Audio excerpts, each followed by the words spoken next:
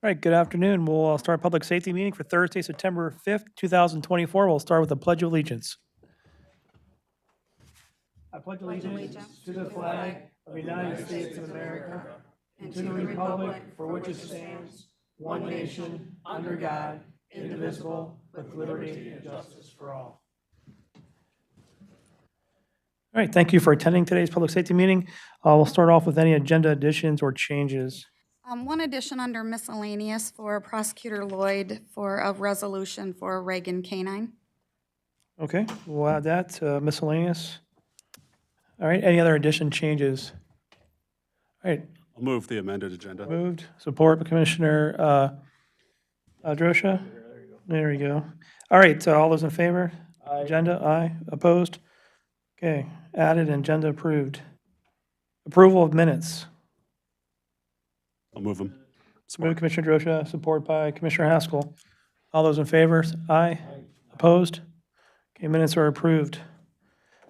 First, limited public comment. Any limited public comment? Seeing none, we'll move on to Sheriff's Office update. Good afternoon, Commissioners. August highlights, a little lengthy it looks like, so bear with me. August 1st, deputies assisted Charlotte Police Department with a personal injury vehicle crash at I-69 and Lansing Road. Male was driving his moped north on Lansing Road when he was cut off by a car turning onto I-69 and they crashed. The suspect vehicle fled south on 69. The male moped operator had a serious laceration injury to his head. Our Eaton County Accident Investigation Team responded to the scene and to assist the Charlotte Police Department since the crash involved potential serious injuries. That's a normal for us. We'll go out on either fatals or serious injury accidents. August 8th, a resident who resides in the 7700 block of East Saginaw called and stated a truck was broke down on Saginaw and there were two men fighting on his lawn. One of these men then attempted to break into the house. The suspect was arrested by deputies in the front yard. We were unable to locate the second male. On the same date, northbound I-69, the rest area, deputies responded to a personal injury vehicle crash, a semi hauling apple hummus. I think that's apple skins, isn't it? Or something like that. Oh, I just can't say that. And one of the trailers opened up after hitting a pothole. The waste spilled everywhere on northbound I-69 near the rest area. The spillage caused the motorcycle to lose control and lay his motorcycle down. It was like an ice rink on the interstate. Apple cider. We had to shut down northbound traffic for a couple hours and the motorcyclist suffered minor injuries. August 9th, Delta deputies responded to a home invasion at 7500 block of Delta Commerce Drive. The homeowner arrived home to find his front door broken into and open. No suspects were found inside. $10,000 cash and $5,000 worth of jewelry were taken. August 11th, child abuse on Dornett Drive. Deputies responded. An investigator reported of a female assaulting a 10-year-old boy who she was related to. The female suspect was arrested for third-degree child abuse. The boy victim was turned over to a family member who was going to get him back to the grandmother who has custody of him in Ohio. Also on the same date, deputies responded to a report of a car in the ditch at Sawby and Grand Ledge Highway. The young male driver is a resident of Timber Creek, formerly known as Sunny Crest Youth Ranch, and was driving a van belonging to Timber Creek. Turns out they had no idea he was gone with their van. He was turned back over to the staff, and they did not want to press charges for taking of the vehicle. August 13th, we responded to a report of a tether violation of a person out of jail on bond for domestic assault causing great bodily harm. The male was not supposed to be within a quarter mile of Travel Lodge, and his court-ordered GPS tether was showing him in the area. It appeared he was dropped off at Denny's, then walked behind the Shell station and into the little wooded area between Travel Lodge and Red Roof.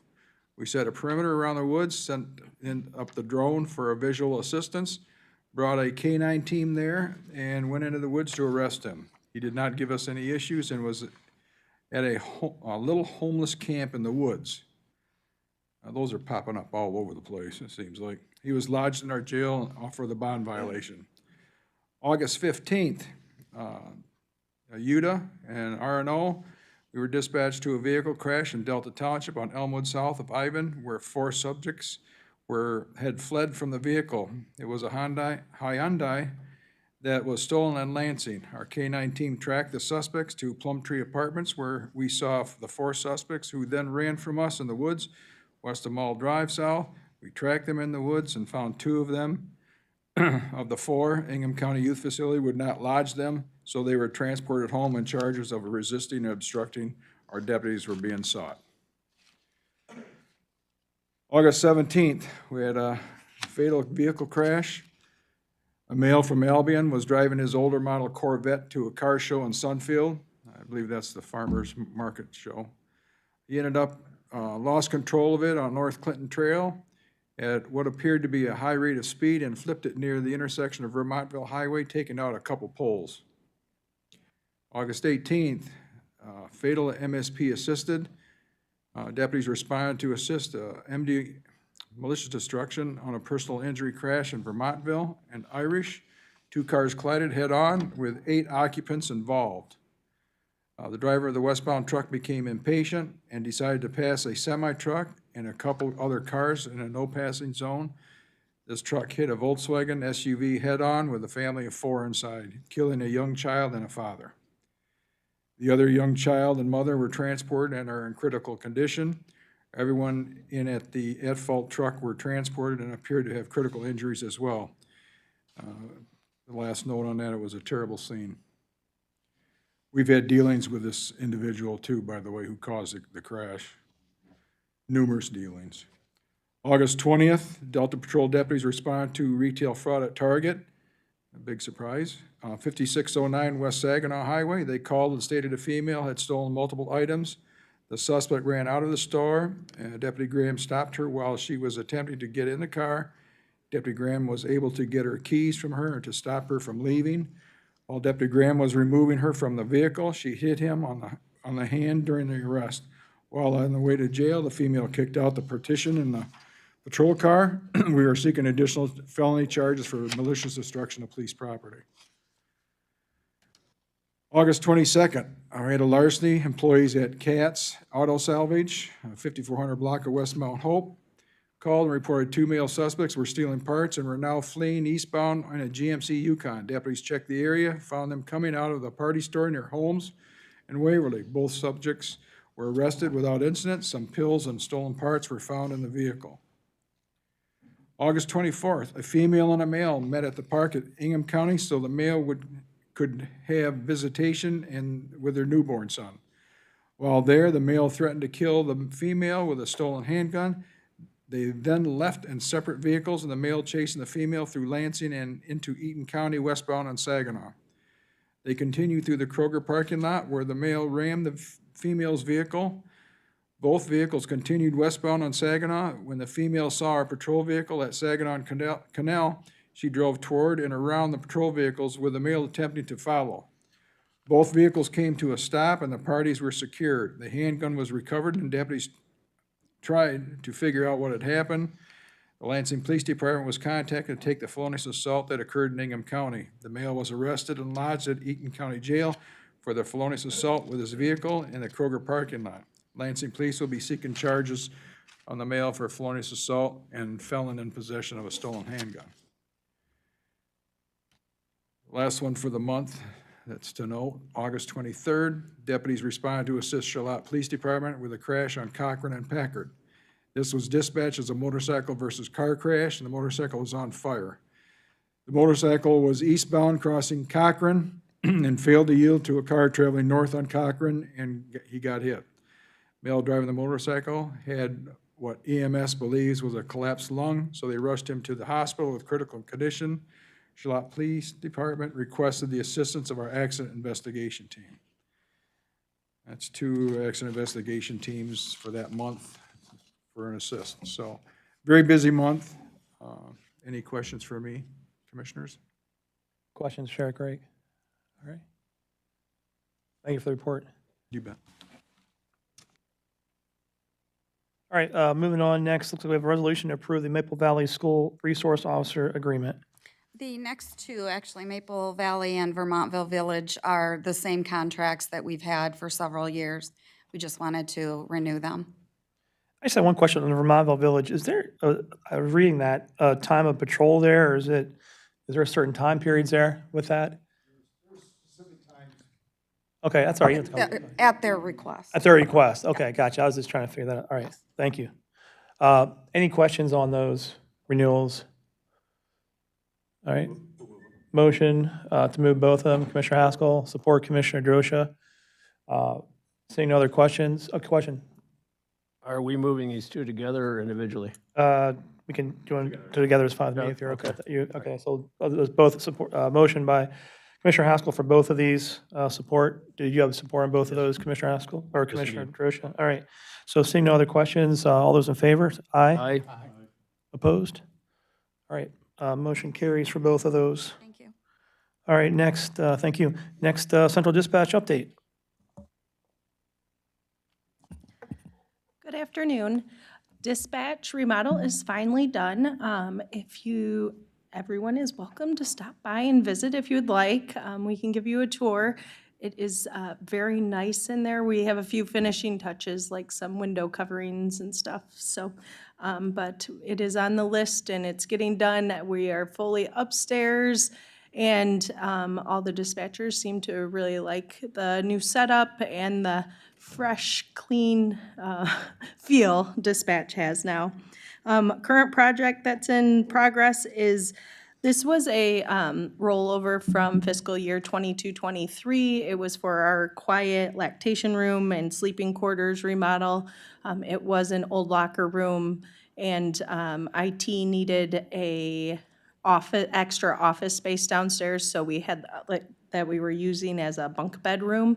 And that's utilized for if like the EOC was activated, and sometimes our employees that live a little bit further away and there's bad weather, they will just stay the night rather than drive home in bad weather, or if they have a quick turnaround, they'll stay. So it's not utilized too often, but it is nice to have, especially with the EOC right there. So that is almost done. We are working with Technology Services to complete a school maps for the Tri-County area. So there was a school grant that provided funding for schools to get the CRG maps, just like we got them done for Eaton County Complex. And so we are working on obtaining the Tri-County area maps, and we are making those available to all our first responders, so that if they have to respond to a school outside of Eaton County, that they have access to that. So a big shout out to Nate Nybert. He is taking the lead on that and making sure it gets done. We did have the full-scale active violence incident exercise at Charlotte Public Schools. It went really well.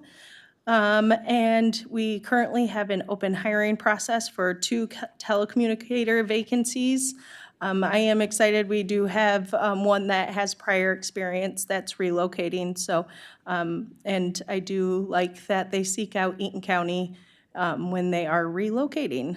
So this weekend, we are pretty busy at the Charlotte Public Schools Back to School Bash. That is Friday night. And then we have Frontier Days, where we are working the tactical dispatch. And then also we will be in the parade. So if you're there, make sure you say hello to my staff. And then lastly, in August, I was able to go to Orlando, Florida, and watch Supervisor Libby Howland, who was presented with the 2024 APCO International Line Supervisor of the Year Award. So we're proud of her, and it's a great experience. She gets basically VIP treatment for the week, and 8-foot poster of her. We call it Flat Libby. So luckily, one of the vendors drove down there and transported Flat Libby back for us. So any questions for me? Imagine that ended up in the 911 center somewhere. Yeah, currently it's in my office, so every time you walk down the hallway, you see Libby staring at you down the hallway. Any questions? All right, thank you very much for your report. You're welcome. And then it looks like you have a resolution also. Yes, and I apologize about this resolution. It was more of a clerical error. So when we redid the agencies that we serve in the 911 plan, when we were formatting the new one, an agency got left off, and it was Bellevue Fire.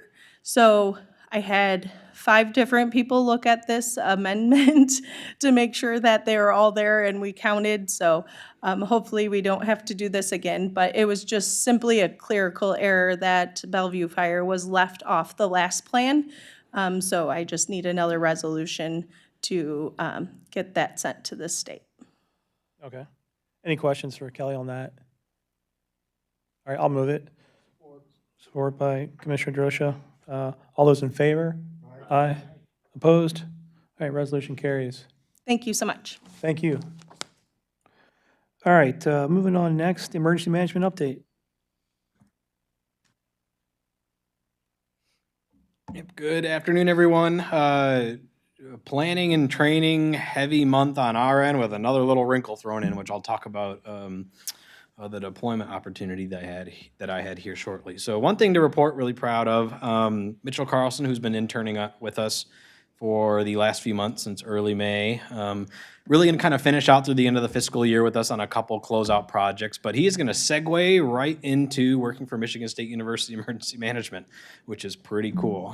He's going to be able to finish out his time as a student there and kind of help them with various projects and initiatives and kind of take even some of the things that he's learned with us and kind of pass it along to them for some of their knowledge and their things that they're trying to do. So pretty cool. Proud of that. I'm also proud of Ella. She completed her last Professional Emergency Manager Designation course. That's the PEM program. She completed the Michigan Core Emergency Management Knowledge Requirements class, which now allows her to sit for that PEM designation exam in November. So she's got some studying to do ahead of her, but that's okay. Pretty confident that she'll do well on that exam and then be able to put those letters past her name, which is a really critical designation for here in the state of Michigan. A lot of other planning meetings with local jurisdictions, with schools starting up and everything. We got a whole host of meetings this fall. It's going to be pretty meeting heavy on our end because we're doing a lot of plans review in an attempt to try and get all of our plans talking to one another. And we're going to do some repromulgation hopefully after the first of the year to try and get on a sync and a same schedule. So that way we can help build out kind of a training schedule, exercise schedule, and we know when plans need to be reviewed, updated on this kind of set 5-year plan. So that's all coming, but we don't do that in a silo. We try and make sure we have everybody at the table that needs to be at the table, those key decision makers to provide the input provided. Just one project management thing too, we did work with the Sheriff's Office. We had some law enforcement specific Homeland Security Grant Program funding available to us, and Quartermaster Tad Schwartz reached out and said, hey, we're up to our 5-year shelf life with the gas mask canisters that they wear for like mobile field force and that kind of thing. And timing was just right, and we were able to kind of fulfill that project request for him. So through a grant, we're able to replace those 5-year shelf life gas mask canisters. So good for another 5 years.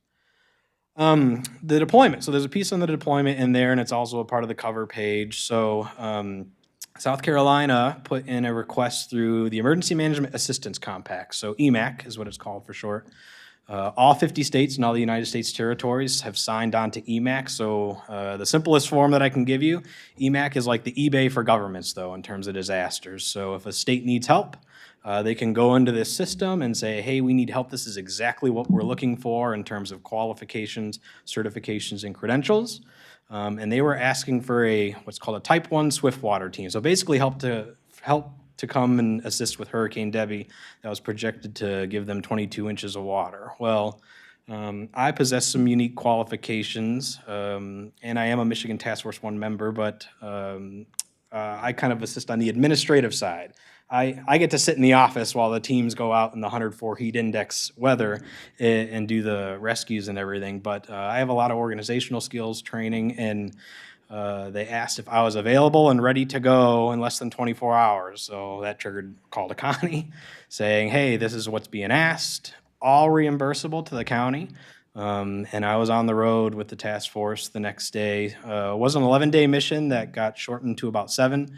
a lot of money being shelled out when this stuff happens, because there's multiple states working, a lot happening under a federal disaster declaration, but was really proud to be down there and not only say, hey, you know, I'm representing the state of Michigan, but I'm representing Eaton County and Eaton County Emergency Management too. We embedded with Marion County, which is a small county about 50 miles west of Myrtle Beach. The three of us as an administrative team embedded into the Emergency Operations Center while the Swiftwater team went out and did work. And it was long days, short nights, 20 hours was the longest day. And, you know, meetings started promptly at 7 a.m. and lasted throughout the day as an admin team, but it put us back on the road heading home after about 7 days worth of work. So really rewarding stuff. Again, really proud to say where I'm from, what I'm doing, work with their emergency management office down there. And something that could have been really tragic. Impacts down there were relatively light. Thankfully, if you were watching kind of the hurricane at all, a lot of dry air got sucked up into the system. And instead of 22 inches of rain, they got in 72 hours, they got about 12, which is still a lot, but not the catastrophic flooding that they were looking for.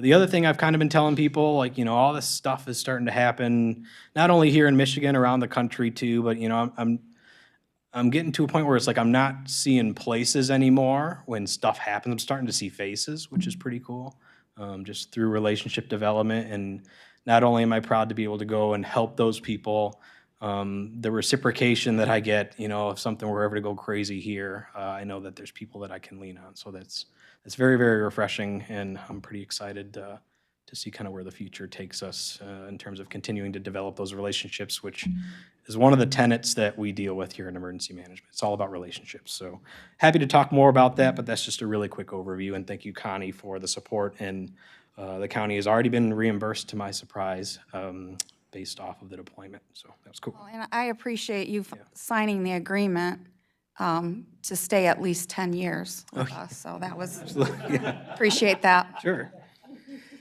The only other thing, there was an action item on there. It's our annual emergency management performance grant agreement. That's our local agreement. That EMPG does pay a portion of my salary on an annual basis. That initial work agreement highlights all the things that I have to do over the course of a fiscal year, and we never have any problem completing those requirements. I report quarterly, and again, that grant pays a portion of my salary every year. And there was nothing new on that as far as from last year, so yeah. All right, do we have a motion for that? Move Commissioner Drosha, support Commissioner Hanson. Any other questions on that? All those, if not, all those in favor? Aye. Opposed? All right, motion carries. And that's my report, unless there are any questions. Any questions for Ron? I just want to say, hey, great job. You're always have your hands in something and doing something kind of cool. You know, having that experience down in South Carolina, I'm sure if we ever need those services in Eaton County, we have someone that's knowledgeable in those areas. So thank you very much. Yeah, proud to deliver that assistance, and certainly took some things back that I know we can incorporate here. That's the name of the game. So, Thank you. thanks. All right. All right, miscellaneous items. Any miscellaneous items? Yeah, so Prosecutor Lloyd had hoped to be here. He is upstairs or downstairs at the investiture for Judge Van Langefeld. What he wanted to do was to honor Reagan K-9, who started here in 2013 and passed away in August. And he wanted to do a resolution to honor him and do that under public safety. We don't have the resolution prepared right now. We'll have it for the board. But if I could get a motion to approve that. All right, motion, Commissioner Drosha, support, Commissioner Haskell. I'm all in favor for sure. Any questions on that? So we just get that written for the board? And we'll be Correct. good to go? Just want to make sure we do everything All right, right in yeah, it. perfect. All those in favor? Aye. Opposed? All right, motion carries. Thank you. Thank you. I'll just say one thing under miscellaneous. I kind of skipped it earlier when we did the Maple Valley School agreements. I think having a resource officer is definitely important. If you saw the Georgia shooting yesterday, there were resource officers in that building. Unfortunately, 4 people were killed, and I think there's still others injured, but apparently as soon as the resource officers engaged on him, he did drop the firearm and it was over. Who's telling, you know, who's to tell if there were no officers in that building, how much longer that would have went on. So I believe in that, and I thank you guys for approving that. Any other miscellaneous items? All right, limited public comment. Any last limited public comment? Looks like none. Looks like we'll adjourn till October 3rd, 2024. Thank you.